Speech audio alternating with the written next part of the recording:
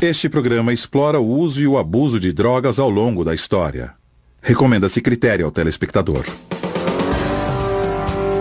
Por que usamos drogas? E quando teve início a nossa relação com elas? Me diga, o homem pré-histórico usava cogumelos mágicos? Coisas da Idade da Pedra. Quais civilizações antigas usavam drogas para entrar em transe? É quase como uma grande incursão grega, na qual esperamos viajar por um outro mundo. E é real, você só está percebendo um espectro mais amplo. Quais drogas fortaleciam alguns impérios enquanto envenenava outros? E quando é que o governo finalmente entrou em cena e deu um basta? Incineramos tudo isso, sim, queimamos Vocês tudo. queimam muito fumo, cara. As drogas pesadas de hoje sempre foram consideradas pesadas? Como podemos saber quais drogas são seguras para o nosso organismo? Estão me dando ansiedade. Tem alguma droga para ansiedade?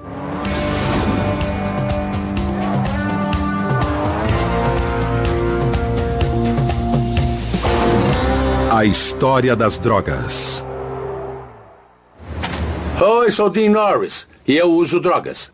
Minha mãe também usa, o meu médico. E, na verdade, até o meu cachorro. E aposto que se você está vivendo o século XXI, você também usa. Mas, ei, não precisa acreditar em mim. Vamos fazer uma viagem através dos tempos. Os primórdios do homem. Os primeiros usuários. Hoje temos milhares de drogas à disposição. Mas e quanto a 20 mil anos atrás? Será que o homem primitivo sabia quando usar drogas para alterar a mente ou o corpo? Como será que ele descobriu isso? Quais drogas teriam sido usadas?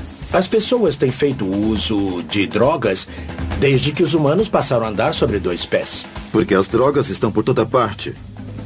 Pode ser papoula, ou folha de coca, ou folha de tabaco, e pode estar sendo cultivada perto de onde você vive. Todas as plantas que nós temos hoje são quase que as mesmas de 20 mil anos atrás, com uma importante exceção. Elas são plantas domesticadas, todos os nossos trigos e cevadas. Na realidade, não se fazia cerveja com cevada 20 mil anos atrás, porque não havia cultivo de cevada em grande escala. Mas qual foi a primeira droga que os humanos experimentaram? A existência de uma arte rupestre bem chapada de épocas pré-históricas podem ser uma pista. Geralmente, a arte rupestre inclui formas bem simples que lembram o que as pessoas veem quando estão em estados alterados de consciência. Os psicodélicos existem há mais tempo que os seres humanos. Eu acredito, assim como muitas outras pessoas, que eles têm sido usados através da história. As pinturas em cavernas e os entalhes apontam para isso. A humanidade, em várias culturas pelo mundo todo, tem feito uso e ingerido o que chamamos de cogumelos mágicos. Acho natural as pessoas usarem esses cogumelos porque o ser humano é forrageador. Ele sai à procura de alimento e é natural que experimente essas coisas. São os mesmos cogumelos pintados nas cavernas? Não dá para saber com certeza. Mas sabe, os desenhos não são de cenoura ou cebola. Devia haver algo realmente especial nos cogumelos para o homem primitivo. Mas o que seria? Vou caçar cogumelos para tentar descobrir. Bosque das Coníferas, Pasco County, Flórida. Bom, as pessoas fazem caça ao tesouro, mas por que fazer uma caça ao cogumelo? Bom, a emoção de procurar cogumelos selvagens é realmente interessante, mas muitos outros tipos de cogumelos têm compostos que alteram a consciência, tais como os cogumelos alucinógenos. É isso que as pessoas chamam de cogumelo mágico? Sim, esse é um termo bem popular. Podem ser chamados de cogumelos mágicos, ou para os índios que faziam uso deles, são cogumelos sagrados. Quando acha que o homem usou cogumelo pela primeira vez? Ou seja, quanto tempo faz? Bom, tudo indica que houve um encontro, pelo menos em alguns locais, que remonta aos tempos da pré-história. O homem pré-histórico usava cogumelos mágicos? Coisas da Idade da Pedra. Por que eles são mágicos? Eles provocam uma alteração mental, induzem a um estado alterado de consciência. Qual é o princípio ativo? Bom, o princípio ativo é a psilocibina. A psilocibina é um composto alucinógeno que afeta os níveis de serotonina do cérebro. Causa enjoo, vômito, fraqueza muscular e incapacidade de distinguir a fantasia da realidade.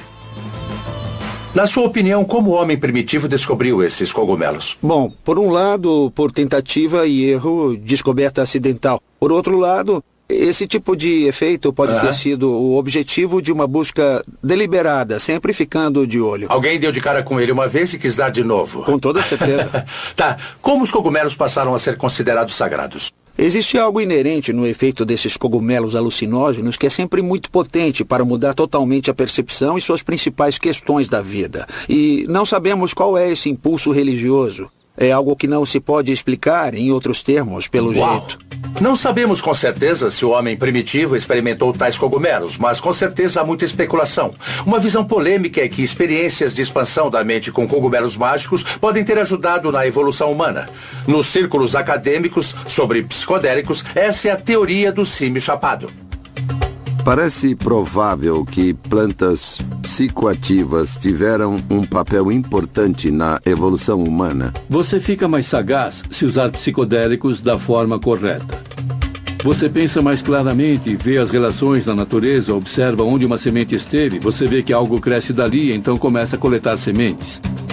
Os macacos não faziam isso nessa época, mas um macaco psicodélico pode ter feito isso, ou seja, um modo totalmente novo de estar no planeta pode ter se iniciado com os psicodélicos.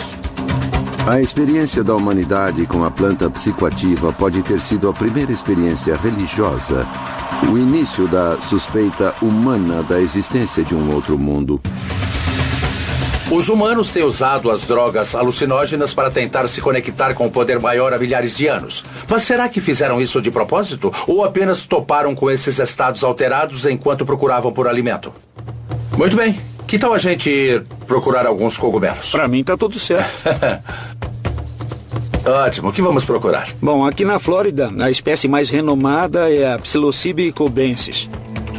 Eu estou vendo alguns cogumelos bem ali, na verdade. Sim, parecem cogumelos. Tá. São os que estamos procurando? Estes não são Psilocybe cubensis. Os cogumelos aqui contêm veneno letal. Eu digo isso numa primeira olhada. Que legal. Olha só. Os mais perigosamente venenosos tendem a ser brancos, lamelas brancas, esporos brancos e apresentam uma base em forma de bolsa. Então, se estou querendo ter uma experiência religiosa, esse não é o cara. Sim, é algo que você não vai querer comer, não importa seu objetivo. Isso. Está interessado em ver o cogumelo alucinógeno, o Psilocybe cubensis? Você sabe que sim. Bom, vamos arriscar saindo desse habitat. Vamos para um pasto seguindo por aqui, porque é lá que teremos melhores chances, eu acho. Vamos conferir, então? Vamos lá. Devido às chuvas recentes, temos as perfeitas condições para uma caça aos cogumelos. Estou errado ou isso é esterco? Esterco de vaca, excremento, fezes, cocô. Os cogumelos mágicos crescem no esterco? De preferência. Do fedor e da sujeira surge o Psilocybe cubensis. Os cogumelos surgem do cocô? Sim. Tá, e as pessoas comem isso? Assim, os índios chamam alguns deles de angelitos ou anjinhos. Mas esse cogumelo nasce do cocô. Gostaria de saber exatamente o que estamos procurando para poder te dar uma força. Eu só vou apontar os cogumelos quando eu puder vê-los. 90% do que vemos quando olhamos para um cogumelo é por enganação. Tá. Por exemplo, estes cogumelos aqui são do gênero Panaelos, mas parece que poderiam ser o Psilocybe cubensis. Nós veríamos um roxo escuro. E se comer esse aí? Você pode sentir um momento de confusão. Você não fica chapadão? Não, mas eu sei de uns caras que tentaram ficar chapados quando provaram este e de repente começaram a sentir uma tremedeira como se estivessem dentro de um motor de um foguete Saturno V e disseram, meu Deus, Houston, vamos partir, vai ser uma viagem e tanto. Daí eles se prepararam, mas de repente aconteceu um estalo e a viagem acabou ali. Horas procurando muito esterco de vaca, muitos cogumelos, mas nenhum deles mágico. Começo a me perguntar se vou chegar a conhecer o tipo verdadeiro. Sim. Agora sim. Olha só. Eureka! As drogas nos têm feito mais bem do que mal? Qual o papel que as drogas tiveram no modo que somos hoje? Como nossos ancestrais toparam com elas pela primeira vez? Vamos continuar nossa jornada através da história das drogas. Os primórdios do homem, os primeiros usuários. Aqui nos pastos da Flórida está ficando mais úmido a cada minuto. Estou começando a duvidar que o homem primitivo possa ter ingerido os cogumelos mágicos, já que são tão difíceis de achar. Você acha que os cogumelos mágicos são uma droga ou um remédio? Conceitos como droga e remédio são, em parte, definidos pela cultura. Na nossa sociedade, o remédio é inerentemente tido como bom. Na sociedade nativa, você vai ouvir conceitos tais como remédio bom e remédio ruim, ou seja... Sabe qual é esse aí? Esta cor lhe parece azul? Com certeza. Também acho que é azul. Estamos atrás do Psilocybe cubensis. Não é o caso aqui, mas este pode ser um Copelândia. É mesmo? Olha só. Este formato em particular tem a cor azul no chapéu e parece que sim, contém psilocibina. Sei. É um Psilocybe cubensis, potencialmente alucinógeno, e este pode ser o Copelândia. Eureka! Então está segurando o cogumelo mágico na mão. Na minha opinião, tudo indica que é ele. É sim. Hora de te prender por porte de droga. Brincadeira.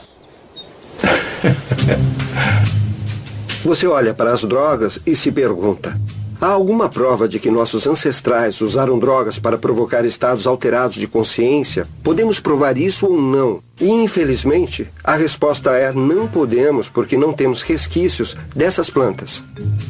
Então não restou nenhuma prova orgânica do uso de drogas nas culturas primitivas que caçavam e colhiam. A arte rupestre pode ser chapada, mas isso realmente não prova muita coisa. Espero que as civilizações seguintes tenham deixado mais pistas. Era dos remédios mágicos, Egito Antigo. O Egito na antiguidade era considerado o armarinho de remédios do mundo, e eles conheciam as complexidades de um grande número de toxinas e de substâncias psicoativas. Os textos mais antigos que temos devem datar de uns 3.500 anos. Um deles se chama Papiro de Ebers e trata da fonte de conhecimento onde os médicos têm bebido há 1000 anos. Escrito por volta de 1550 a.C., o Papiro de Ebers é um dos documentos medicinais mais antigos do mundo. Menciona dezenas de substâncias familiares usadas como remédios paliativos. Alho para curar hemorroidas, aneto para aliviar flatulência e mel para problemas respiratórios. Além de um surpreendente remédio caseiro usado para acalmar os bebês, o ópio. Ei, desde que funcione. O ópio tem sido maravilhoso, analgésico e tem sido uma dádiva para a humanidade. Este recipiente imita um bulbo. Você encontra objetos assim por todo o Egito. Se reparar no formato, de ponta cabeça, ele lembra a cápsula da papoula. E estas linhas retas na superfície remetem à raspagem que era feita para retirar o ópio presente nesta flor. Além de descobrir remédios mágicos, os egípcios também usavam substâncias em cerimônias de magia. Entre tais substâncias, olíbano e mirra. Quase qualquer pessoa sabe o que são o olíbano e a mirra, porque foram os presentes dados ao menino Jesus. E, quando inalados em ambiente fechado, podem ser bem poderosos. Os egípcios tinham total consciência do uso do olíbano, como um meio de motivar as estátuas, pois era um modo de os deuses falarem através delas. E parece que tanto os egípcios quanto os gregos conseguiam fazer isso incensando as plateias com grandes quantidades de olíbano. Quem sabe se o olíbano e a mirra podem fazer as estátuas conversarem entre si nos dias de hoje? Só que um recente estudo científico em ratos indica que o olíbano e a mirra talvez consigam diminuir a dor e aliviar os sintomas da depressão e da ansiedade. Conheço gente que faz experimentos com o olíbano e ele é um psicoativo. Os egípcios antigos usavam drogas como remédio em cerimônias de magia. Mas será que usavam drogas para se divertir? Os antigos egípcios tinham vários festivais anuais, épocas em que pareciam ficar bem alterados. Havia festivais de bebedeira para a deusa Arthur. A pessoa tinha que beber muita cerveja vermelha. Os egípcios levavam sua cerveja muito a sério e faziam questão de ter o estoque sempre cheio. Isto é uma caneca egípcia para cerveja com mais de 6.000 anos. E esta foi feita para ser colocada no túmulo de um amigo, para ele ter cerveja por toda a eternidade. A frase que escrevemos nas lápides é "Descanse em paz". Mas os egípcios escreviam que você tenha pão e cerveja. Os antigos egípcios construíram pirâmides, projetaram cidades e governaram por milhares de anos. E claramente as drogas fizeram parte da vida deles. Mas houve outra civilização construtora de pirâmides do outro lado do mundo que fez uso da droga e isso pode tê-la levado a viagens muito maiores. Era dos nativos psicodélicos, a América Antiga. Ouvi falar que os maias curtiam todo tipo de droga maluca. Vamos ver se isso é verdade. Uau! Então, aqui é Copan. Essa é Copan, uma das grandes cidades dos antigos maias. Eles construíram esses templos monumentais por toda parte, onde hoje é Guatemala, Belize, El Salvador Ocidental, Honduras e Sul do México. Era uma sociedade muito avançada. Extremamente avançada. Exuberância vegetal e tantas estátuas de aparência ameaçadora. Vamos lá, esse lugar promete. E aqui fica o Templo 11, bem aqui. Olha só o que é isso. A ideia era ficar cada vez mais perto do céu, onde as divindades vivem, os deuses. Então vamos nos aproximar deles? Tá bom, vamos lá. Bom, eles eram uma sociedade avançada, não tinham elevador? Não, nada de elevador. Deviam ser carregados até lá em cima. Legal. Então os maias construíam suas pirâmides para chegar mais perto dos deuses. Estariam usando drogas com o mesmo objetivo? Estamos quase lá. Para descobrir, temos que ficar nas alturas. E claro, estou falando da altitude. As culturas pré-colombianas do hemisfério ocidental tinham uma rica variedade de substâncias psicotrópicas naturais para usar, e eles usavam em ritmos de adoração por toda a América do Sul e América Central. Se essas culturas nativas sabiam que estavam cercadas por plantas psicoativas, arrisco a dizer que Copán não era uma exceção. É realmente a grande cidade maia que fica nas montanhas. É tipo um reinado na montanha. Alguns até a descrevem como sendo o Shangri-La dos maias. Sei. É meio difícil imaginar como teria sido viver aqui. O que sabe sobre o modo como encaravam as drogas? Bom, eles eram agricultores, então eles tinham um bom conhecimento do mundo vegetal. E evidências sólidas mostram que eles ingeriam plantas psicoativas. Plantas psicoativas. Obviamente eles sabiam de seus efeitos narcotizantes. Bom, através de experimentos, de tentativa e erro, ao longo dos séculos e séculos, os povos acabavam entendendo o que uma planta ou um cogumelo podia fazer. Sei. Os maias deixaram pistas das drogas que podem ter usado antes de desenharem seus cogumelos. Mas se realmente usaram drogas psicodélicas, que tipo de experiências buscavam e por quê? A ideia é entrar em comunhão com a divindade, com os deuses. Então, se você tinha comunhão com eles para obter aconselhamento e orientações, isso era muito forte. E isso ocorria junto com tipos diferentes de sangria e sacrifícios, coisas desse tipo. Sangria, explica isso pra Sangria, mim. Isso. Bom, digamos que você é o rei. O rei dos maias. É legal ser rei, tá. E o que é que eu fazia, hein? É uma boa ideia. E o que você faria? Bom, você expunha seus órgãos genitais e usando um objeto de prestígio, como a espinha de arraia trazida lá de longe dos oceanos, você fazia um orifício no órgão genital. Fica calmo. E aí deixava o sangue escorrer por um papel de casca de árvore para dentro de uma tigela de cerâmica. Depois isso ia para o fogo, e então a fumaça e o seu sangue eram dados aos deuses como oferenda. Uau, talvez não seja tão legal ser rei. Nossa. Imagino como levaria um estado alterado, mas não haveria um modo mais fácil, como só ingerir uns cogumelos? Bom, talvez houvesse algumas plantas psicotrópicas ou cogumelos envolvidos em muitos desses rituais também. É provável que os reis fossem verdadeiros xamãs, alcançando estados visionários, viajando por outras paragens, coisas do tipo. E induzir a alteração de consciência com cogumelos teria sido, sabe, um excelente modo de ser um xamã. É claro. Você até fala com os mortos usando cogumelos mágicos. Com rapidez e facilidade. Se os maias eram tão avançados, será que eles também descobriram novas formas de ingerir drogas? Parece que há ótimos indícios de que faziam uso do tabaco em enemas ritualísticos. Puxa! Por que consideramos as drogas psicoativas tão perigosas? Os antigos maias não faziam uso delas para entrar em comunhão com os deuses? Era dos nativos psicodélicos, a América Antiga. Parece que esses povos até enterravam seus mortos com plantas narcotizantes. Alan está me levando às tumbas subterrâneas de Copán para eu ver com os meus próprios olhos. Atualmente, em arqueologia, fazemos uso da ciência rígida, e uma das mais importantes técnicas da ciência rígida é realmente procurar indícios de espécimes botânicos para entender quais tipos de plantas eram usadas nos rituais, entende? Num sepultamento, por exemplo. Num sepultamento. Alguns arqueólogos estão atrás disso como prova de plantas psicoativas e altamente visionárias. Certo. Bom, vai ser legal, porque aqui você vê os nichos das ofertas, onde possivelmente ficavam as oferendas, inclusive as oferendas de plantas. Então, podemos dizer que essas plantas eram importantes porque eram enterradas com eles. Exato. Me fala de outras plantas com propriedades narcotizantes que os maias talvez tenham usado. O tabaco teria sido uma planta importante. Eles fumavam esse tabaco? Claro, ele podia ser fumado, mas parece haver fortes indícios de que eles usavam folhas de tabaco em enemas ritualísticos. Puxa. E considerando que o abdômen é muito irrigado por sangue, você pode inserir um composto químico com grande rapidez e total eficácia por meio de um enema. Esse ritual era uma coisa muito séria. Bota sério nisso. Um enema de tabaco talvez fosse capaz de inserir o equivalente a 20, 30 ou 40 cigarros de hoje. E isso teria induzido a um dramático estado visionário de extrema alteração de consciência. Eu acho que um bocado de tabaco enfiado no meu traseiro dessa forma me faria ver muita coisa mesmo. Que bom! Os maias tinham meios bem criativos de provocar a alteração de consciência, mas nenhum deles me parece prazeroso. E cá pra nós, se você está fazendo enemas de tabaco e está furando o seu órgão genital, isso não é nada divertido.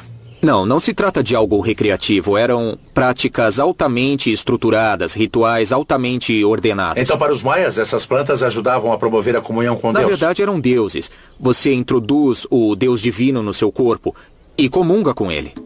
Se os maias acreditavam que estavam recebendo seus deuses em seus corpos quando ingeriam drogas, será que outras culturas nativas pensavam da mesma forma? Você tem que imaginar todas essas culturas desenvolvidas na selva. Nas Américas deve haver 10 vezes mais plantas psicoativas do que em outras partes do mundo. É o que parece. Quando consideramos a incrível biodiversidade no Amazonas, podemos começar a entender por que há tantas plantas psicoativas nas Américas como a ayahuasca. A ayahuasca é a bebida feita de 2 plantas alucinógenas desenvolvida durante milhares de anos de experimentação por tribos sul-americanas que buscam a iluminação espiritual. É ilegal nos Estados Unidos, a menos que você seja membro de uma igreja que tenha permissão especial do governo. A ayahuasca talvez tenha sido desenvolvida durante milhares de anos, porque é muito complexa. De certa forma, pode ter sido uma das drogas farmacêuticas, porque era preciso preparar. Isso, ela exigia preparo, não dava pra você colher e usar. Era preciso colher algumas dessas plantas com muito cuidado, e o preparo envolvia ferver até se tornar um líquido grosso, que então você podia beber. Tá, e aí o que me acontecia depois disso? Bom, para começar, você faz isso com um pequeno grupo, com um xamã, um sacerdote, que estaria liderando a cerimônia. E tudo indica que você vai vomitar até as tripas, possivelmente por umas 2 horas. O quê? Você põe tudo pra fora. Uau. E depois tem uma das experiências mais visionárias que se pode ter com uma planta no mundo. São alucinações malucas ou o quê? Não são alucinações. Trata-se de uma acentuada percepção da realidade. Não é alucinação. Não é uma coisa fabricada que é irreal. É real. É a realidade. Você só está percebendo um espectro mais amplo. Então não é diferente da realidade. É parte da realidade. É parte da realidade. É quase uma sensação aumentada ou uma percepção acentuada. Você entra em comunhão com o espírito da mata, da floresta, mas é tudo real. A ayahuasca é um portal para uma realidade aumentada? Ou sua mente está só te pregando algumas peças? O cérebro, obviamente, é incrivelmente complicado. Ele faz uso de todos esses vários mensageiros químicos e vários sistemas neuroquímicos. É claro que essas substâncias agem na serotonina, que tem efeitos profundos em muitas das várias áreas do cérebro. Parece que isso afrouxa as associações padrão dos nossos pensamentos e afrouxa a nossa visão do mundo. Antes de sair de Copan, quero que Alan me mostre o famoso campo onde os maias jogavam um jogo de bola bem arriscado. E quem perdesse, digamos apenas que ninguém queria estar entre os perdedores. Eles usavam drogas antes de entrar em campo? Bom, não sabemos com certeza, tá? Mas nas montanhas da Guatemala há cogumelos esculpidos em pedras de centenas de anos de idade. E algumas estão associadas a instrumentos e parafernália desse jogo de bola, sugerindo que sim, na verdade, eles talvez comessem os cogumelos antes desse jogo de bola. Mas por que razão alguém comeria cogumelos mágicos antes de jogar esse jogo? Essa é uma boa pergunta. Há excelentes indícios de que a psilocibina, o princípio ativo dos cogumelos mágicos, acentua a acuidade visual e também a coordenação motora. Bem, então antes do beisebol da primeira divisão, essa foi a primeira droga para melhorar desempenho? Eu acho que pode ter sido, sim. E como é que se joga? Em primeiro lugar, é proibido usar as mãos, tá bom? Só pode usar o tronco, pode usar os ombros, os braços, as coxas, o quadril. E é assim que se deve manter a bola em jogo. A bola tem que ficar no ar, porque além de um esporte, isso é um ritual, tá? E a bola é o sol. Você tem que manter o sol no céu. Entendi. Porque se ele cair no chão, ele bate no teto do submundo e você vai perturbar os senhores do submundo. Uma péssima ideia. É uma péssima ideia. E quem perder pode vir a ser sacrificado. Então havia uma consequência por não jogar Grande bem. consequência. Então tratava-se de um jogo de vida ou morte. Você comia uns cogumelos e tentava evitar que essa bola caísse no chão. Isso sem usar as mãos. Ou você morria. Parece uma ótima ideia. Esses caras eram da pesada, igual os Oakland Riders dos anos 70, cara. Só fera. Vamos jogar? Tá legal. Vamos lá, então. Vamos lá. Você já era. Adeus! E havia árbitros? Provavelmente, mas devia haver espectadores por toda parte. É constrangedor. Foi mal aí, fãs, amigos. É uma pena. Vamos lá, temos que conseguir pelo menos uma vez. A gente sabe fazer melhor. Vamos lá. Tá bom, eu vou usar a cor. Vamos tentar mais uma vez. Vai, é a sua vez. Eu roubei. Culpa minha. Ok. Morte súbita seria o caso, não é? Vamos lá. Tá bom, vamos lá.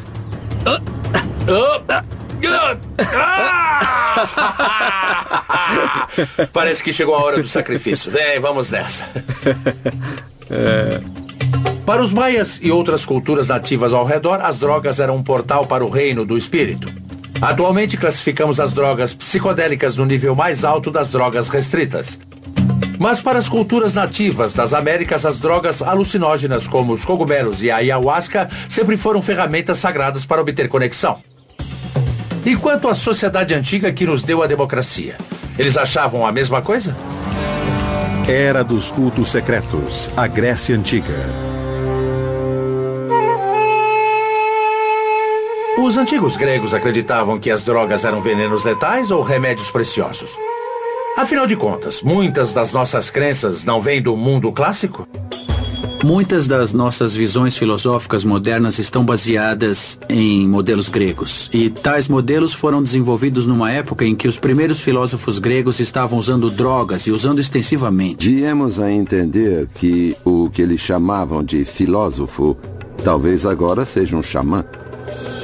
Fiquei sabendo da existência de cultos secretos na Grécia Antiga em que pessoas participavam de um ritual religioso secreto. Sabemos muito pouco sobre isso, mas parece que envolvia estados alterados de consciência. Eu mesmo quero conferir isso. Aqui ficava o santuário das deusas Deméter e Perséfone. As pessoas vinham aqui de Atenas todos os anos para serem iniciadas nos mistérios de Eleusis. Você tinha uma experiência fora do corpo na qual todos viajavam juntos para outro mundo e depois voltavam. Se os iniciados viajavam para o outro mundo, o que exatamente os levava para lá? Existem duas teorias. Uns dizem que era com cogumelos mágicos, outros que era com cravagem. Já ouvi falar de cogumelos mágicos. O que é cravagem? Ficamos muito chapados ao longo da história? Quais drogas os antigos gregos andaram usando? Vamos descobrir, continuando nossa jornada através da história das drogas. Era dos cultos secretos, a Grécia Antiga. Se os antigos maias usavam drogas para se conectar com os deuses, será que os gregos antigos faziam a mesma coisa? O que eles esperavam descobrir com o ritual secreto dos mistérios de Eleusis? E o que exatamente proporcionava essa descoberta? Os mistérios de Eleusis eram uma grande experiência religiosa na antiguidade clássica. Durou 2000 anos. Aqui é um telesterium. Era aqui que tudo acontecia. Uau, é enorme. Quase um Madison Square Gardens dos gregos, digamos assim. Ele atraía milhares de pessoas. Via os degraus em volta da borda? Tá. As pessoas ficavam ali em pé. Havia luz, escuridão, música, dança, tudo isso. Então era como uma enorme festa rave dos gregos, não é? Isso mesmo. Essa é uma boa descrição. Uma total sobrecarga sensorial e sua vida mudava para sempre. Mas não era uma moçada com objetos luminosos no meio do mato. Sócrates, Platão e Aristóteles, os três foram iniciados nos mistérios de Eleusis. Alguma coisa devia estar abalando o mundo deles. Era um encontro com os deuses. Com os deuses? Uau! Então eles vinham aqui e faziam esse ritual. Sendo assim, você acha que havia drogas no meio disso ou não? Talvez houvesse drogas no meio disso. Não, brinca. Estamos falando de estados alterados de consciência. Certo. Se havia drogas nesses estados alterados, que tipos de drogas seriam? Existem duas teorias. Uns dizem que eram cogumelos mágicos, outros que era cravagem. Eu já me informei sobre cogumelos mágicos, mas o que é cravagem? Trata-se de um fungo de cereais que dão nas pedras. Quando ingerido, altera radicalmente a química do cérebro, aumentando os níveis de serotonina e causando grandes alucinações. Nos anos 1930, era usado para sintetizar a dietilamida do ácido lisérgico, ou LSD. Sabemos que havia uma bebida que os iniciados bebiam, chamada Kyclon, feita com centeio e poejo, um tipo de hortelã. E eles ingeriam isso.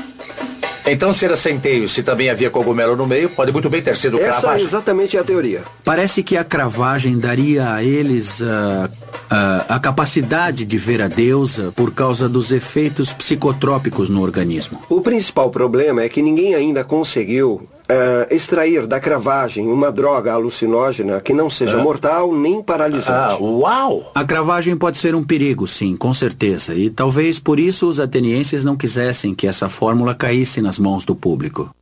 A substância causava interesse e podia ser mal usada em situações de recreação. E isto era um delito capital. Então os participantes podiam estar tomando uma droga tão secreta que, se fossem conhecidos, eles seriam mortos. Para alguns historiadores, essa mesma droga inspirou as obras-primas clássicas que ainda lemos na universidade hoje. Aquele que era alguém na antiguidade, que era um filósofo, de certo era iniciado nos mistérios de Eleusis. E tais experiências psicotrópicas possibilitaram o advento das ideias inspiradas que tiveram. Mas quando isso acabou? Por volta do ano 400, o local foi saqueado pelos góticos. Góticos? Moçada com delineador nos olhos e calça preta bem justa? Gente que usava armadura. Um pouco mais estilosa, né? Digamos que mais ou menos isso. Os mistérios de Eleusis terminaram quando o Império Romano se converteu ao cristianismo. E o santuário ficou em ruínas porque os cristãos o profanaram. Será que os gregos usavam drogas com outros objetivos? As drogas eram usadas em grande parte no mundo grego e até na Assembleia Grega, o que hoje chamamos de Congresso. Olha só o Párteno. Foi aqui que a primeira democracia do mundo nasceu. Incrível, bem aqui. Bem aqui onde nós estamos. As reuniões começavam com rituais de purificação e com queimas de incenso de substâncias botânicas.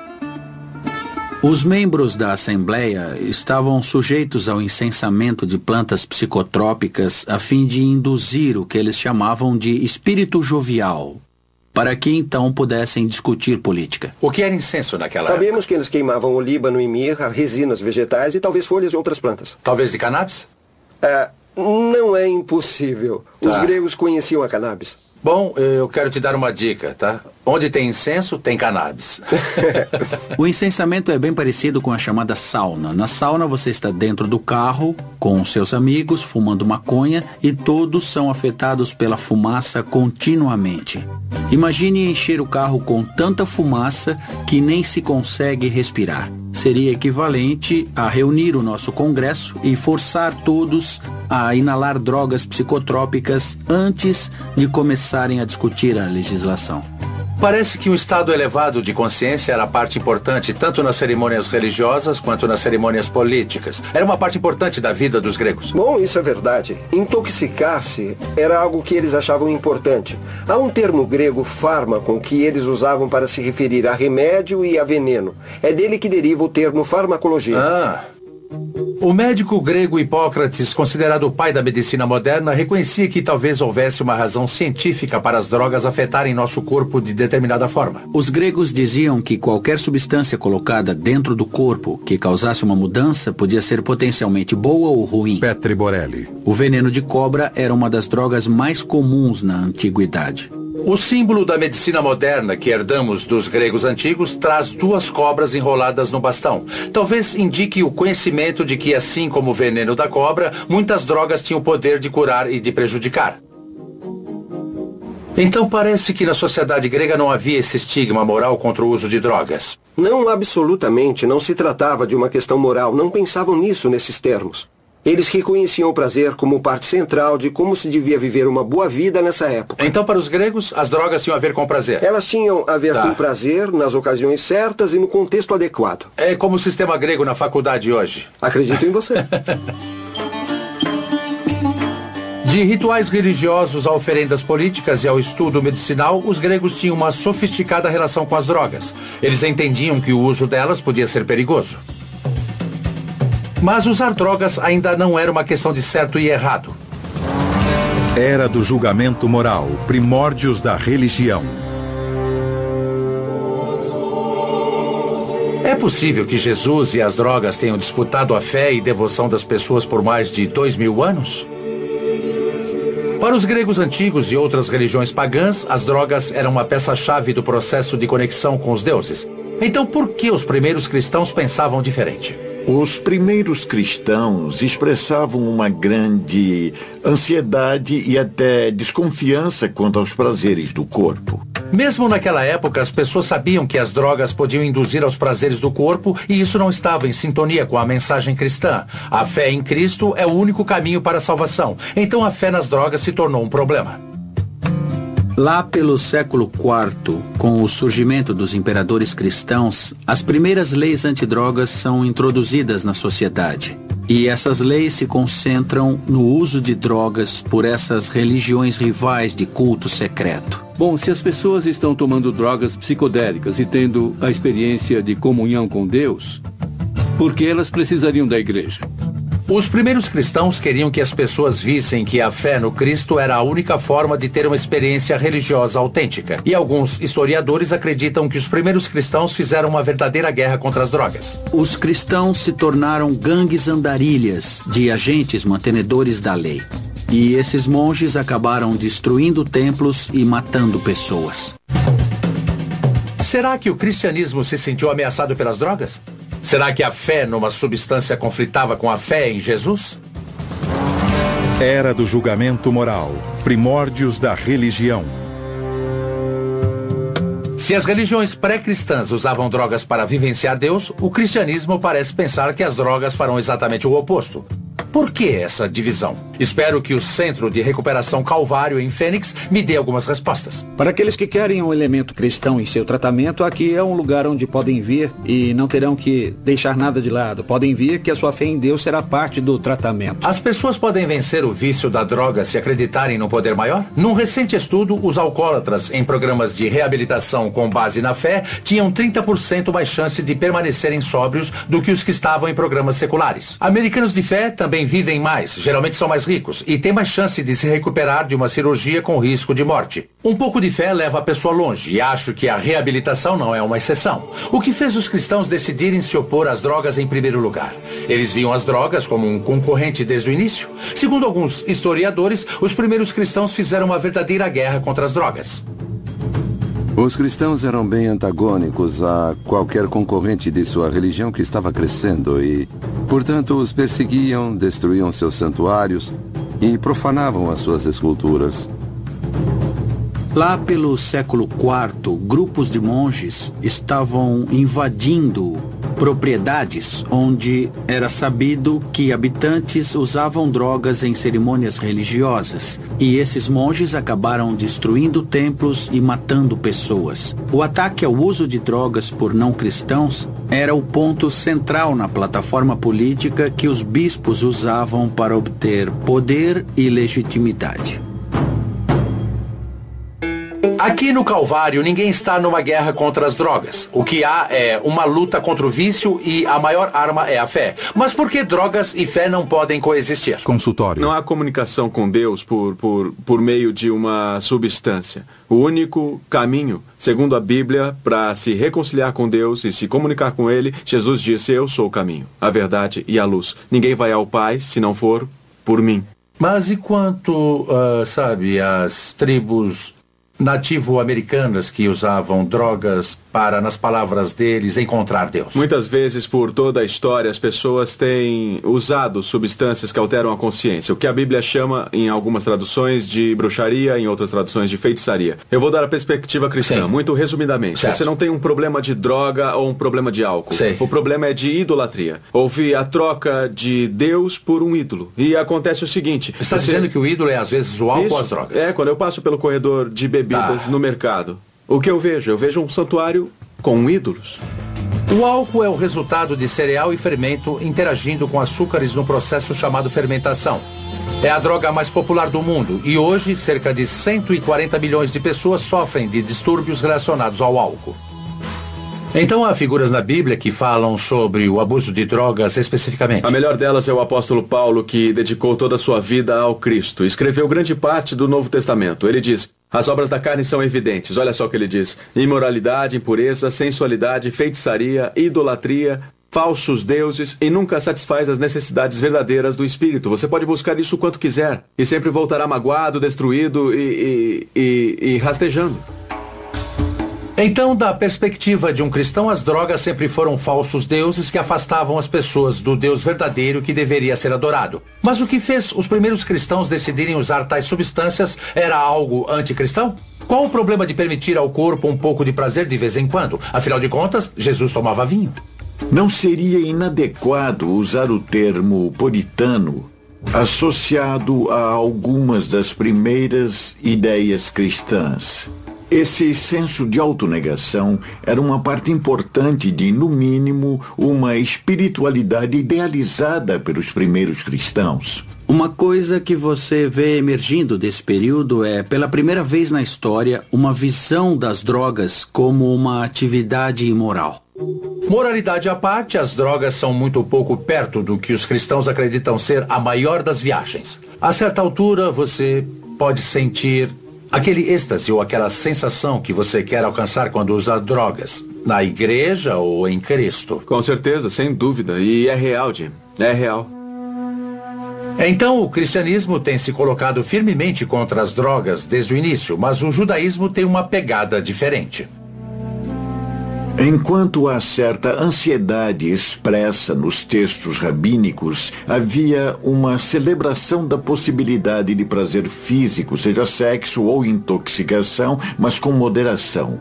Cada coisa em seu devido lugar e com moderação, mas tudo é uma parte importante do modo como vivemos esta vida neste corpo e neste mundo.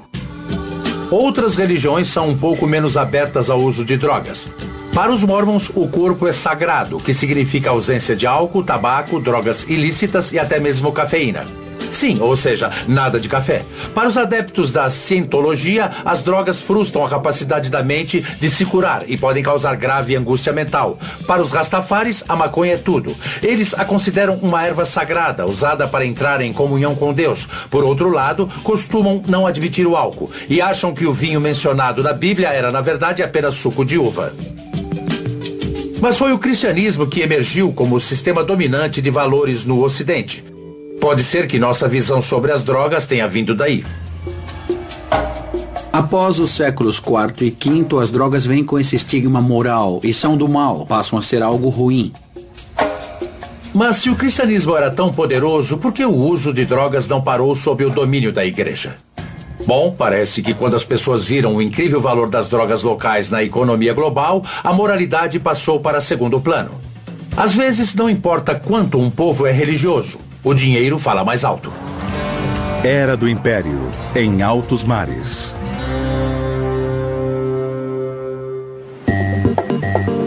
Quando as potências europeias começaram a explorar os mares no início do século XV, a descoberta de novos mundos significou a descoberta de novos mundos cheios de drogas. As drogas começaram como produtos locais, e a razão disso é que grande parte delas veio das plantas, e as plantas não estavam uniformemente espalhadas pelo mundo. Isso ocorre em grande parte como resultado do crescimento do comércio marítimo global, quando houve a confluência dos produtos da droga no mundo, nos primórdios da era moderna. Sei que a Ásia, a África e as Américas tinham plantas nativas e folhas com as quais os europeus jamais tinham sonhado. Mas quais drogas os exploradores trouxeram de suas viagens exóticas pelos oceanos? Então, o capitão Knox, da Companhia das Índias Orientais, tem uma história realmente fascinante envolvendo esse quadro. Knox acabou naufragando no Sri Lanka e passou 19 anos no Sri Lanka, porque o rei de lá queria mantê-lo como parte do seu elenco do zoológico. Exibido no zoológico? É, ele era um mascote inglês. Knox acabou voltando para Londres e foi à Sociedade Real para apresentar ao rei as coisas que ele tinha trazido. E uma das coisas que ele tinha trazido era a cannabis. Cannabis? É. Literalmente se ajoelhou e disse, Majestade, a cannabis? Achamos que essa é a primeira vez que cannabis é trazida de volta para a Grã-Bretanha. Isso porque depois que Knox volta e apresenta suas amostras, ocorrem todos os tipos de experimento e discussão sobre essa nova substância, o que ela pode fazer ou o que talvez faça. Que outras drogas vieram para a Inglaterra a partir dessa exploração mundial? Bom, Knox, como sabemos, está trazendo coisas da Ásia. Mas claro, do Novo Mundo das Américas, o tabaco é a grande droga. Os europeus, quando descobriram o tabaco, também descobriram novos meios de consumir uma droga que é fumando. Algo que se tornaria muito importante não só com o tabaco, mas pelo consumo de outras drogas posteriormente. Então, o modo mais fácil de obter a maior concentração de droga no cérebro ou é injetando na veia ou fumando. Antes do início do século XVII, fumar como forma de administrar drogas, pelo menos na Europa, era algo incomum. As pessoas descobriram essas novas drogas e entraram no comércio mundial. Descobriram novas formas de administrar essas drogas. Ou seja, deixar o gênio psicoativo sair da garrafa. Quando as drogas chegam ao mercado global, o marketing global vem na sequência. Então, antes da Coca ou da Pepsi, a primeira marca global foi o Ópio Patent. Isso, se você comprasse o Ópio Patent, sabia que estava comprando coisa boa. Quais drogas cruzaram os altos mares e se espalharam pelo globo? Vamos continuar nossa jornada pela história das drogas a partir do marco zero do tempo. Era do Império, em alto mar. Observatório Real. Você está pisando no meridiano de Greenwich. O que está a oeste está em um hemisfério, o que está a leste está em outro hemisfério. Então Londres, essencialmente, está no centro do mundo. Os britânicos diziam que aqui era o centro do mundo e, por acaso, bem no meio de Londres. Além de arbitrário, escolheram aqui porque podiam escolher. Uma das coisas que trouxe o meridiano zero para cá foi a atuação comercial da Companhia das Índias Orientais, com chá, especiarias e também o ópio. E aí está uma grande parte da história do Império Britânico e da Companhia das Índias Orientais. O ópio atua inundando o cérebro com alcaloides narcóticos, proporcionando intenso prazer e aliviando a dor. Tem sido amplamente usado há milhares de anos e talvez seja o remédio mais antigo do mundo para diarreia.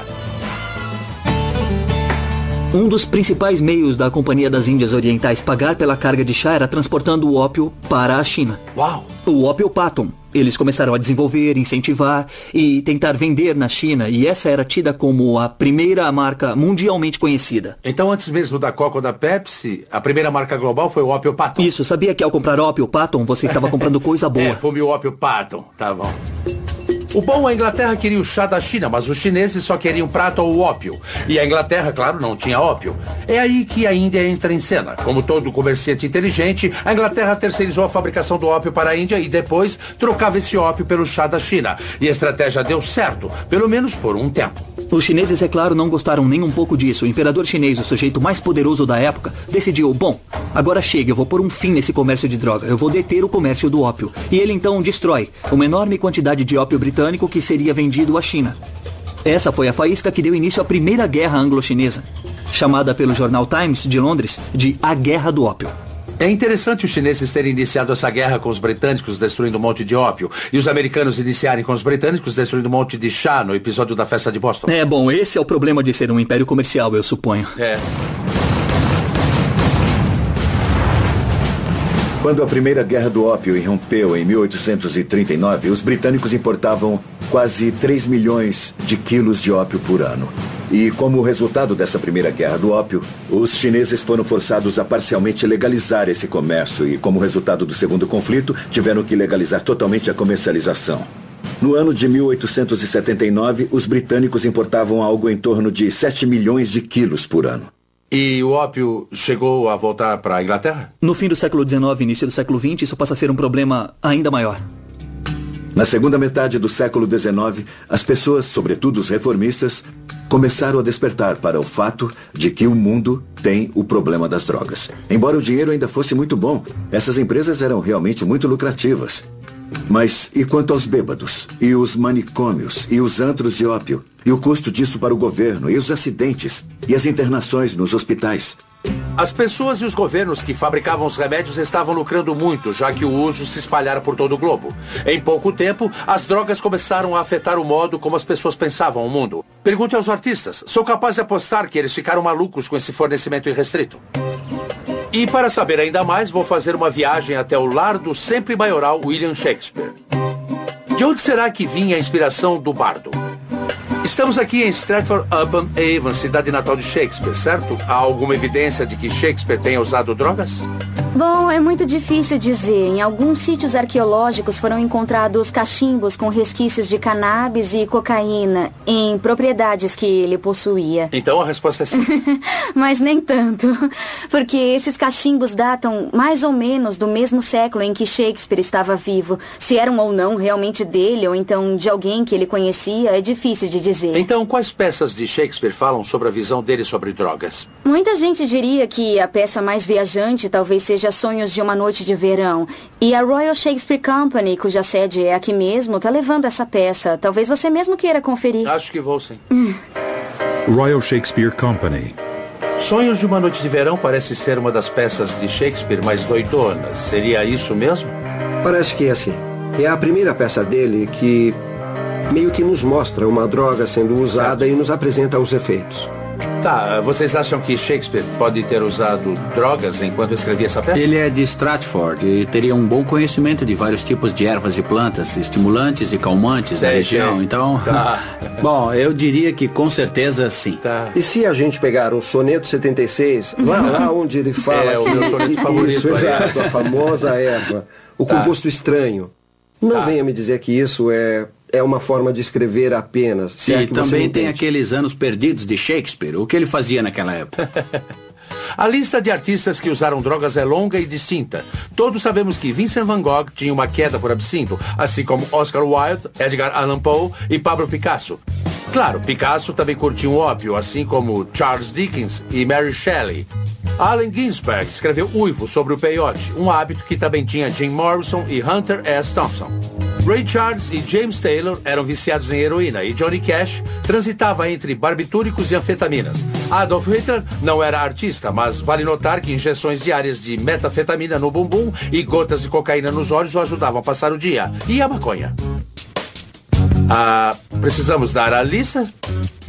Após alguém fumar um baseado, o cérebro está fazendo conexões que ele normalmente não faz. E essa é meio que a definição de criatividade, associar um evento, um fato, uma experiência, uma emoção com outra que você nunca tinha tido. Maconha. É claro que muitos dos nossos artistas mais amados sucumbiram ao abuso de drogas. A heroína foi responsável pelas mortes de Janis Joplin e Sid Vicious, que a mistura de heroína com cocaína, o famoso Speed, matou John Belushi, Nick Drake e River Phoenix. Cocaína. A cocaína ceifou a vida de Ike Turner e Joe Entwistle, do The Who, enquanto que a combinação de cocaína com morfina foi o fim de Chris Farley. A morfina dominou o comediante Lenny Bruce e Heath Ledger consumiu uma versão lícita da heroína, o Oxy, além de mais uma meia dúzia de narcóticos. Preciso dizer mais? Sem as drogas ainda poderíamos ter esses criadores e suas experiências artísticas, mas não sem a experiência que no geral essas drogas detonam. É sempre uma troca. Não dá para ter arte sem ter psicose. O intercâmbio era o nome do jogo na era do Império. As drogas alimentavam as novas economias e a inspiração artística que o mundo jamais vira antes. Ninguém imaginou que tamanha disponibilidade da droga levaria a verdadeiros problemas sociais. Só que muito disso foi ofuscado no século XIX por grandes avanços no uso das drogas pela medicina. Era do alívio da dor.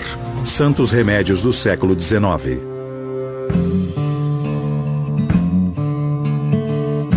Em 1803, o cientista alemão Friedrich Sartaner fez uma grande descoberta na história das drogas. Pela primeira vez, ele isolou o princípio ativo de uma planta narcótica. Essa planta era a papoula, e o princípio ativo era a morfina. Morfina. E a mudança foi total. Em 1803, o composto da morfina foi isolado da planta que dá o ópio. E esse foi, digamos, o nascimento da ciência chamada farmacologia. A morfina é uma dor incrível para a dor aguda. Se a pessoa tem um infarto ou quebra uma perna, o alívio é quase instantâneo. A inteligência humana nos forneceu tantos e valiosos usos clínicos para as drogas, mas isso também trouxe o caráter viciante dessas substâncias. Com narcóticos cada vez mais potentes saindo dos laboratórios, alguém parou para pensar o que tais drogas poderiam nos causar? Aqui temos gotas para bebês. Contém álcool e ópio. Será que as drogas mais perigosas nasceram em forma de remédio? E a morfina era um analgésico revolucionário? Ou foi usada para enretar uma nova geração de viciados? Era do alívio da dor. Santos remédios do século XIX.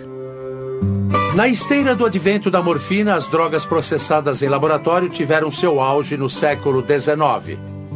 Algumas drogas bem estranhas começaram a chegar ao mercado, abrindo a temporada de ouro para o velho amigo boticário. Boticários e farmacêuticos. Olá, como vai, Sou Jim? Oi, Dr. Jeremy Green, muito prazer. O prazer é meu. Então, que lugar é este?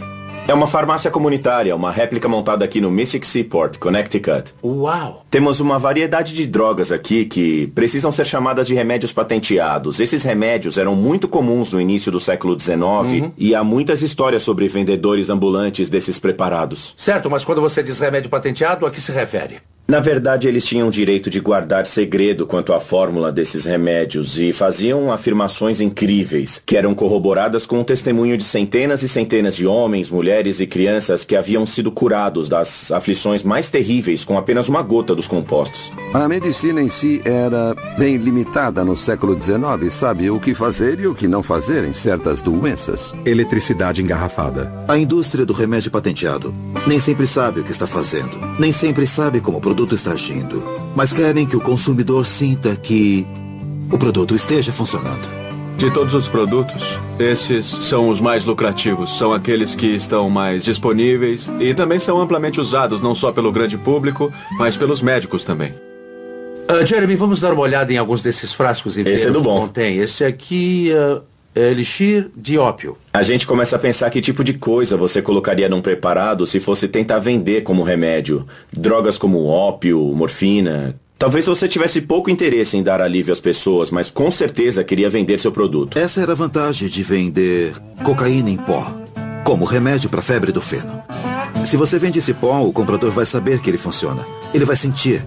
Vai haver uma reação e era só isso que as empresas de remédio patenteado queriam. E qual era o efeito? Bom, muitos desses remédios faziam as pessoas se sentir muito bem, e quanto mais você via que o remédio era forte, aumentava ainda mais a sua crença nele e você recomendava o uso aos seus amigos, família. Então, nesses termos, essas drogas realmente funcionavam, mas elas com certeza também eram extremamente prejudiciais. Na época dos remédios patenteados, tudo era muito desregulamentado e, como resultado, além das pessoas ficarem viciadas, muita gente morria após ter ingerido alguns desses preparados. Eu gostei desse aqui. É calmante e revigorante, Isso. certo? E é a cura permanente para todas as doenças nervosas. Isso. Há uma impressionante quantidade de afirmações nesse aqui, veja. Altamente concentrado, especialmente adaptado para o alívio e cura permanente de todas as doenças nervosas. Cefaleia, nevralgia, dispepsia, distúrbio biliar, diarreia, constipação, resfriados, tosses, febres, tremedeira, males do fígado, tuberculose, perda de apetite, fraqueza feminina, desmaios, palpitações, espasmos, tontura, tosse compulsiva, sarampo, etc. e etc. Está mesmo escrito etc. e etc. aqui no final. É possível dizer que a indústria do remédio patenteado é a medicina do Velho Oeste. Às vezes até literalmente. Eles pegavam algo carregado de morfina e anunciavam como cura do vício da morfina. Inundavam a paisagem com anúncios. Os produtos Carter, eles pintavam as pedras que margeavam as estradas. São precursores do estilo outdoor. Eles faziam um carnaval para se promover.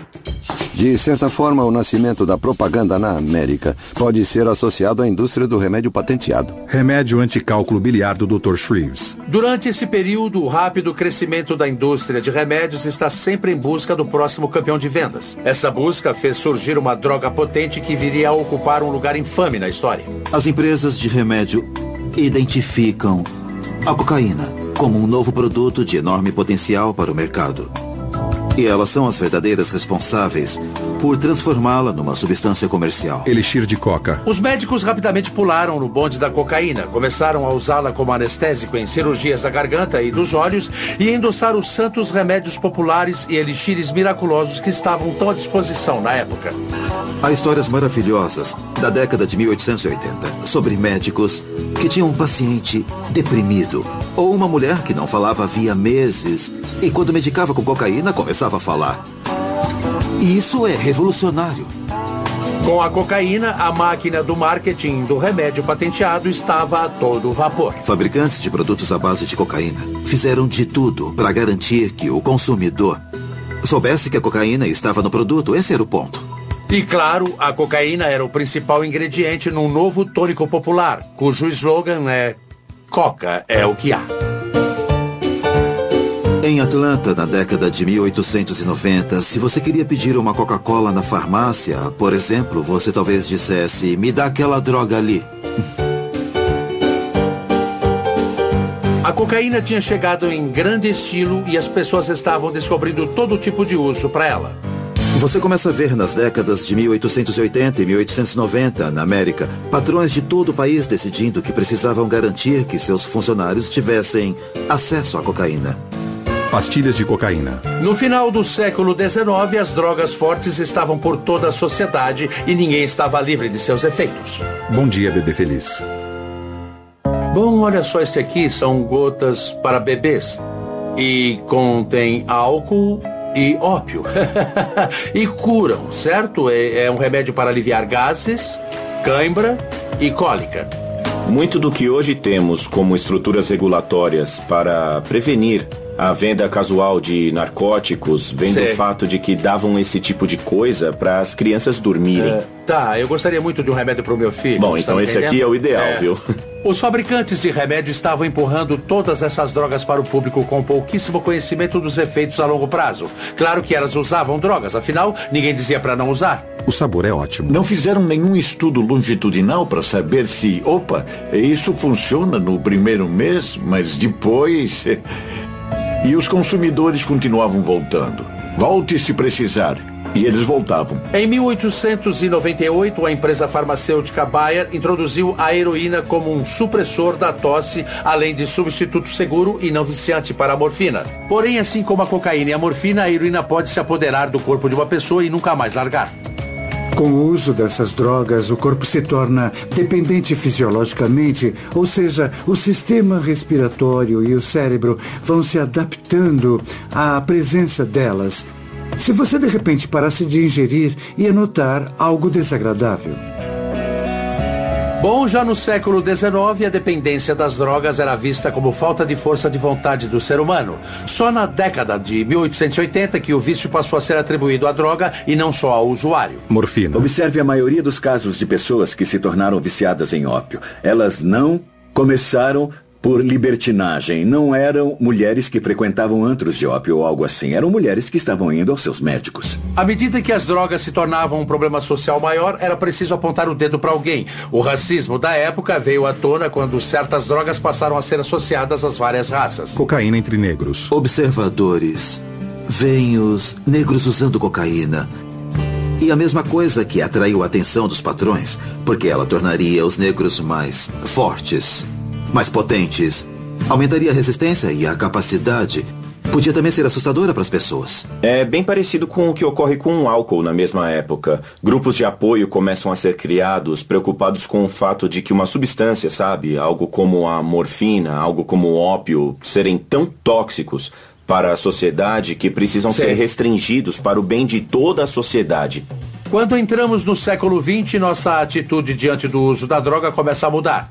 Começamos a ver as drogas como eram, um problema que tinha de ser enfrentado. A pergunta era, o que vamos fazer a respeito?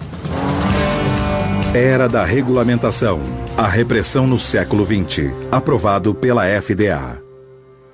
Em 1900, começaram a pensar uma nova forma de reagir às drogas, utilizando a lei.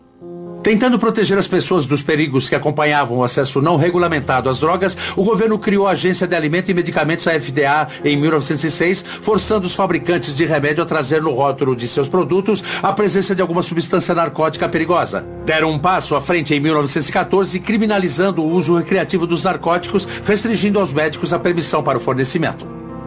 Quando o governo federal começa a reprimir o médico, você precisa de uma outra fonte de suprimento e é aí que nascem as redes de contrabando. Desprovidos de drogas. Quando a cocaína e a heroína são criminalizadas, claro que nasce um mercado negro para aqueles que fazem uso dessas drogas por uma série de razões. A porcentagem de viciados com histórico criminal transgressor aumenta proporcionalmente. O chinês que fuma ópio, o jovem que usa cocaína na esquina ou então fuma maconha, o homem negro que cheira cocaína. Esse é um outro tipo de problema, ou pelo menos é visto como outro problema. Muitas substâncias que antes eram consideradas remédios passam a ser drogas ilícitas. Mas os médicos ainda precisavam trabalhar. A questão era que drogas eles podiam receitar. Houve uma abertura para que novas drogas tomassem o lugar de sedativos, analgésicos e estimulantes. A FDA tinha que determinar quais drogas eram seguras e quais não eram. A Lei sobre Alimentos, Drogas e Cosméticos de 1938 estipulou que a FDA tinha que aprovar as drogas antes de alcançarem o mercado. A posição é bem delicada. Grande parte desse trabalho é da ciência. E muito desse trabalho é julgamento. E as pessoas tendem a discordar nos dois casos. O governo teve que deixar que o álcool e o tabaco ficassem de fora porque tais drogas já estavam culturalmente enraizadas. Todos sabemos o que houve quando tentaram proibir o álcool durante a lei seca. Com o álcool dissemos, não adianta. Vamos parar. Mas com as drogas, a decisão que tomamos foi, não adianta. Vamos endurecer mais. Uma guerra contra as drogas se anunciava e alguém iria ter que participar dela. E dentro de um ano, acho que vão passar cerca de 907 milhões de quilos de drogas por aqui. 907 milhões? É. O que acabam fazendo com toda essa maconha? Levamos tudo pro incinerador e queimamos tudo. Como? Queimam tudo isso? Queimamos tudo. Vocês queimam muito fumo, então? Quando foi que nosso governo decidiu regulamentar as drogas? Porque algumas são lícitas e outras não. E quem é que decide, afinal? Era da regulamentação, a repressão do século XX, aprovado pela FDA. Mesmo quando as regras da FDA endureceram nas décadas seguintes, uma droga surpreendente, que agora é totalmente ilícita, era simplesmente classificada como experimental. Em 1938, um cientista suíço de uma grande empresa farmacêutica criou uma droga que provaria ser a substância mais forte e mais concentrada para alterar a mente que o mundo conheceu, o ácido lisérgico 25, o LSD. LSD. Eu diria que o LSD é potencialmente a experiência mais transformadora, mas também pode ser a experiência mais catastrófica e horrível que vai tornar a vida intolerável. E o suicídio é a única opção. O LSD inunda o cérebro com um composto alucinógeno causando profundas alterações de consciência.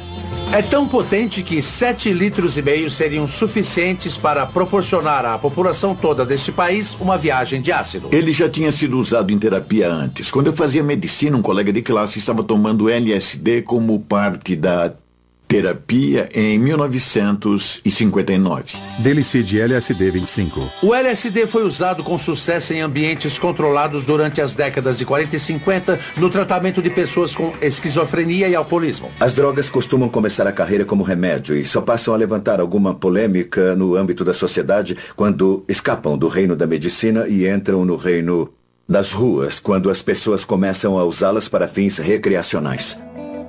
As sementes da nossa relação moderna com as drogas já tinham sido plantadas. Em meados do século XX, tínhamos uma florescente indústria farmacêutica, uma agência governamental para regulamentá-la e o mercado negro comercializando as drogas tidas como perigosas demais pelo sistema penal. Tínhamos também uma nova droga que revolucionaria o modo de pensar das pessoas. Agora só precisávamos de uma revolução. Época de ouro das drogas. Anos 60, a década psicodélica.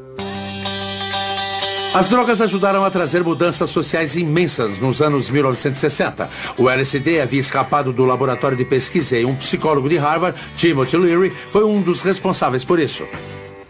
O LSD é a substância mais poderosa que o ser humano já desenvolveu para influenciar a mente. Já usei a comparação da energia nuclear com esse material. Acho que nas mãos corretas ele trará mudanças. Para Tim, todo mundo devia fumar maconha diariamente e tomar LSD uma vez por semana. Se ligar, se orientar, cair fora. E alguns até largaram a faculdade por causa do que ele dizia.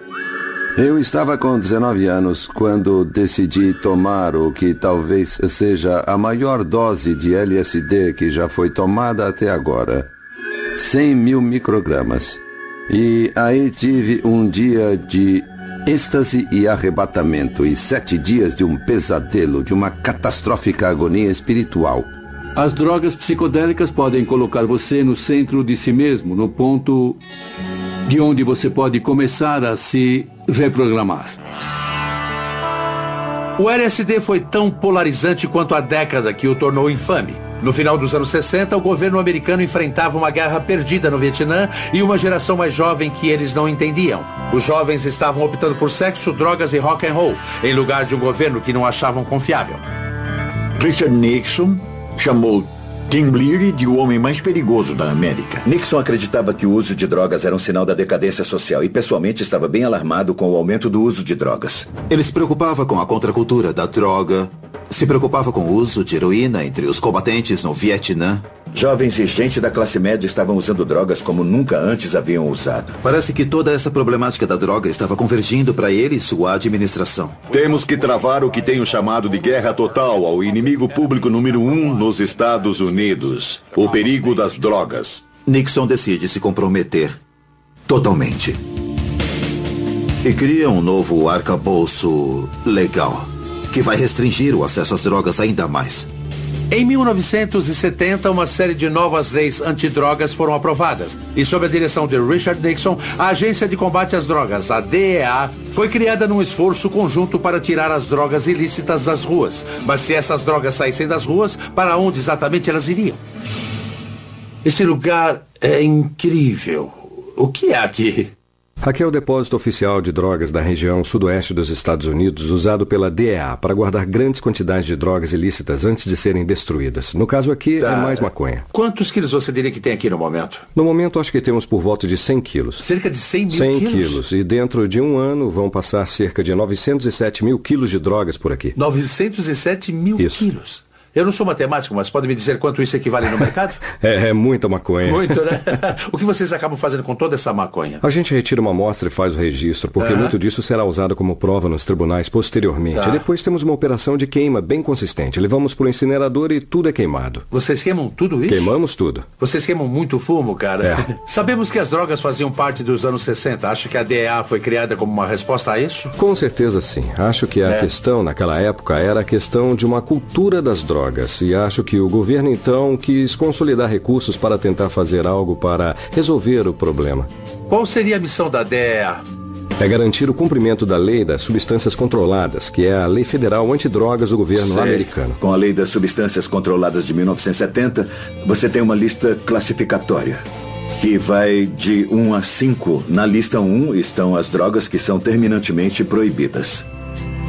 Quando achamos que uma droga tem alto potencial de abuso, nós notificamos a DEA, que então a insere numa lista. A FDA classifica as drogas perigosas em 5 listas. Na lista 1 estão as drogas mais viciantes e com menor valor medicinal. Na lista 2 estão as drogas um pouco menos viciantes e com mais valor medicinal. E por aí vai, até chegarmos na lista de número 5, muito coerente. Mas a maconha, inclusive a medicinal, é uma droga da lista 1, enquanto drogas como cocaína, PCP, oxi e morfina estão na lista 2. O álcool e o tabaco nem são mencionados. A maconha está na lista 1 agora. Não tem nada a ver com medicina ou ciência. Só tem a ver com a política e orçamento da DEA.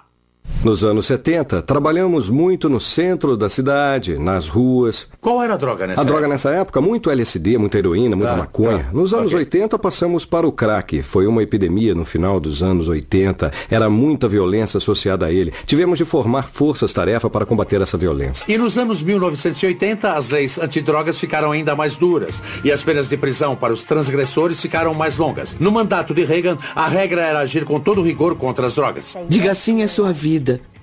E quando o assunto for drogas e álcool, diga não.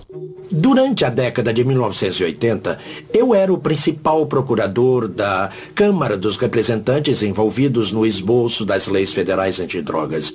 Eu fiquei muito perturbado com o que aconteceu. Eu tinha ciência de que as leis que estávamos aprovando eram profundamente ineficazes, que estávamos enriquecendo os cartéis que pensávamos estar combatendo. Houve um aumento das overdoses, as prisões estavam mais cheias e eu via tudo isso. Quando entramos nos anos 90, começamos a ver o surgimento da metanfetamina, que passou a ser uma opção. Então tivemos de incrementar nossos esforços contra isso. Também tivemos de providenciar mais treinamento para os agentes locais mantenedores da lei, no sentido de como lidar com os laboratórios. E nessa última década, vimos um surgimento ou um aumento na quantidade de medicamentos que as pessoas usam. Remédios à base de ópio, como analgésicos e coisas desse tipo. Certo. E juntamente com isso, o aumento do uso da heroína, porque essas duas drogas estão interligadas. Certo. E também, claro, a maconha sempre foi uma força constante, como você pode ver aqui, não é verdade? É claro, eu estou vendo. É uma batalha constante contra a maconha. E sentindo o cheiro. Quando você anda pelo depósito de drogas da DEA, você se pergunta por que isso é tão valioso? É porque é ilegal. E segundo a lei de ouro da economia, quando uma atividade se torna mais valiosa, mais gente a adota. É como se fosse uma mochila. Tudo em cima. Agora, imagine andar quilômetros e mais quilômetros por um terreno. Sei. A fronteira é a linha mágica. Deste lado da fronteira, ela vale $1.000. Deste lado da fronteira, vale $10.000. É magia. É alquimia. E qual é o total em dinheiro, considerando o total de drogas apreendidas que DEA arrecada em um ano? Bom, entre dinheiro vivo e bens que pegamos com os traficantes, chegamos perto de $1 bilhão por ano. Considerando o valor das drogas que apreendemos, estamos falando de algumas dezenas de bilhões de dólares. E para onde vai esse dinheiro? Vai tudo para o Tesouro Americano. Uau! Ele não vem para nós, ele vai para o governo e é usado para bancar uma série de realizações. Tomara que sejam parques e coisas do tipo, não é? Pagar professores e essas coisas. Mas também há muitos custos paralelos para combater as drogas, e manter os transgressores na prisão é um deles. A guerra antidrogas, como qualquer outra coisa, acabou lotando as prisões dos Estados Unidos. Um fato sem qualquer precedente. Muitos estados viram o custo de suas prisões aumentar mais rápido do que qualquer outra categoria de despesa estatal. Mais que educação, mais que aposentadoria, mais que o sistema de saúde. Uma incrível transformação na capacidade do Estado de partir para cima dos seus próprios cidadãos, em nome do combate às drogas. Recentemente, Kofi Annan, Jimmy Carter e outros líderes mundiais anunciaram um estudo dizendo que a guerra às drogas não era vencível. O que acha disso? Acho que esse título, Guerras às Drogas, é um engano. Não é uma guerra, é uma ação criminosa. Somos investigadores de polícia, investigando criminosos. Não somos soldados, somos policiais. Então, quando se fala que o álcool é permitido como argumento para legalizar a maconha, como é que você se sente? Acho que temos de olhar os custos para a sociedade. Certo. Já não temos problema suficiente com o tabaco e o álcool? E o custo que essas duas drogas lícitas impõem à sociedade americana? E os custos com saúde, os custos em vidas? Sabemos que o álcool e o tabaco fazem mal à saúde, mas são permitidos. Tudo bem, mas como sociedade. Ainda assim, mas a gente decidiu como sociedade. Como sociedade, tudo sim. Bem. Se cobrássemos impostos sobre as drogas ilícitas, como se faz com o álcool e o tabaco, teríamos $45 bilhões por ano de receita para os governos estadual e federal. Será que vale a pena? Ou seja, sim, estamos pagando o preço, mas não temos o problema das drogas. Como não? Estamos pagando um preço enorme por uma política que é um fracasso. Eu acho o seguinte. No momento aqui na América, temos cerca de 7% da população usando drogas regularmente. Temos 22% ou 23% fumando ou usando tabaco regularmente. E mais de 40% usando álcool. Certo. Será que podemos arcar com 40% de gente abusando do consumo dessas drogas? Apesar dos grandes esforços do governo, realmente não resolvemos nada. Hoje as pessoas estão usando cada vez mais drogas por razões boas e por razões ruins. Então, onde é que vamos parar? Era da escolha pessoal, hoje e amanhã. Hoje em dia, o que você quiser, você tem. Então, como decidir quais drogas colocar no corpo? Olha, não se sabe tudo sobre o medicamento quando ele chega ao mercado. Não sabemos tudo sobre ele. Uau! Sempre aprendendo. Estão me dando ansiedade. Sim. Tem alguma coisa aí para ansiedade? Os seres humanos têm uma longa história com as drogas pelas mais variadas razões, e todo tipo de substância foi usada pelo homem como droga, mas a situação jamais esteve tão complicada como agora. Hoje as pessoas estão escolhendo suas drogas como jamais fizeram. Às vezes como remédio para curar uma doença, outras vezes como um hábito perigoso que prejudicará não só os usuários como também a comunidade que os cerca. Vou falar com quem tem 30 anos na divisão de narcóticos da Polícia de Chicago para ver como as drogas ilícitas afetam a vida nas ruas. Vamos dar uma volta aqui pelo sul. Sempre houve venda consistente aqui nestas ruas. Qual é a droga que predomina numa área urbana como Chicago? A heroína e o crack. E o crack? O crack é um derivado mais barato da cocaína em pó e o nome vem do som que ele faz quando é fumado. Quando consumido em altas doses, os usuários podem vivenciar uma parasitose ilusória, a sensação que parasitas estão andando sob a pele. Devo dizer que tem um grupinho, bem ali. Cada quadra ou certas quadras são controladas por diferentes gangues e tal. Dê só uma olhada. Ali. Tem um cara de boné vermelho ali. E parece que ele está vendendo. Ele saiu fora, mas parece que está vendendo. Se você olhar bem os dois caras, olha só, um está fazendo sinal pro outro. Em algum momento, acho que eles vão avistar o nosso carro. Não dá para brincar com eles. Mesmo a gente estando aqui, não impedimos o negócio dele. Sei. Tem policiais à paisana que apanham. O fato de você ser policial não significa que eles terão algum respeito ou que vão te isentar de alguma coisa. Nosso país tem 4% da população mundial, mas consome 65% do suprimento de drogas pesadas do mundo. A droga ilícita mais popular aqui agora é a maconha. Depois vem a cocaína e os alucinógenos, incluindo o êxtase. Estima-se que metade de todos os crimes cometidos no país tem a ver com drogas. O custo das drogas ilícitas para a nossa sociedade é espantoso. O paradigma do abuso de substâncias é mais de 200 bilhões de dólares. Experimente quantificar isso.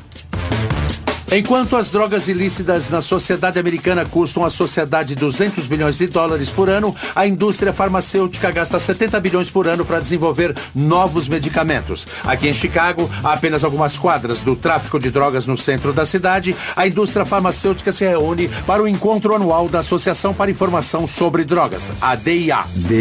A DIA existe para difundir informações neutras sobre drogas. O que eu queria saber é como foi que deixamos nossa relação com as drogas se complicar. É de cair o queixo. Quando você vê que um medicamento leva 10 anos para ser desenvolvido e custa $1 bilhão.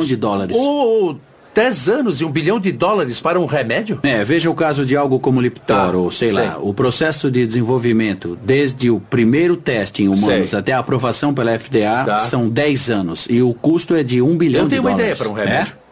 Quando você toma, ele vai pra academia e corre 8 quilômetros pra você. Correndox, vai se chamar Correndox.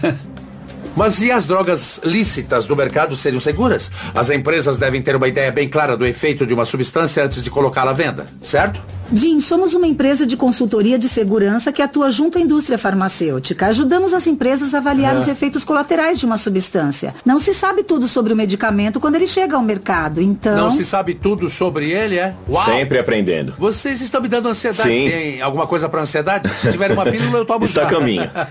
Será que minha cabeça está assim? Com todos esses medicamentos disponíveis hoje, são os médicos que continuam sendo os guardiões dessas substâncias.